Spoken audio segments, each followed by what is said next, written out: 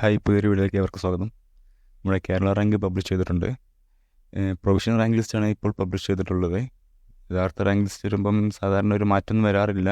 എങ്കിൽ കൂടി എല്ലാവരും ചെക്ക് ചെയ്യുക. ചെക്ക് ചെയ്തതിന് ശേഷം എന്തെങ്കിലും മാറ്റം, അതായത് റാങ്കും നമ്മുടെ മാർക്കും തമ്മിലുള്ള എന്തെങ്കിലും മിസ്മാച്ചിങ് ഉണ്ട് എങ്കിൽ 16-ാം തീയതി രാവിലെ 11 മണി വരെ സമയം തന്നിട്ടുണ്ട്. സ്വാഭാവികമായിട്ടും യഥാർത്ഥ rank list, original rank list 16-ന് ശേഷമായിരിക്കും വരുന്നുണ്ടാവുക. എല്ലാവരും സിയുടെ വെബ്സൈറ്റിൽ കയറുക. അവിടെ കാണിച്ചിട്ടുണ്ട് അതിങ്ങനെ കയറേണ്ടത് എന്നുള്ളത്.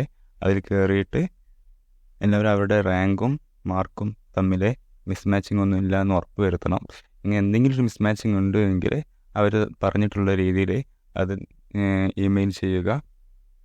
16-ാം തീയതി വരെയാണ് സമയം തന്നിട്ടുള്ളത്. അതിന് മുന്നേ തന്നെ എല്ലാവരും ഇത് ചെക്ക് ചെയ്ത് ഇമെയിൽ ചെയ്തില്ല എന്നുണ്ടെങ്കിൽ നിങ്ങളുടെ റാങ്ക് ലിസ്റ്റ് ഇതേ രൂപത്തിൽ തന്നെ ആയിരിക്കും വരുന്നുണ്ടാവുക.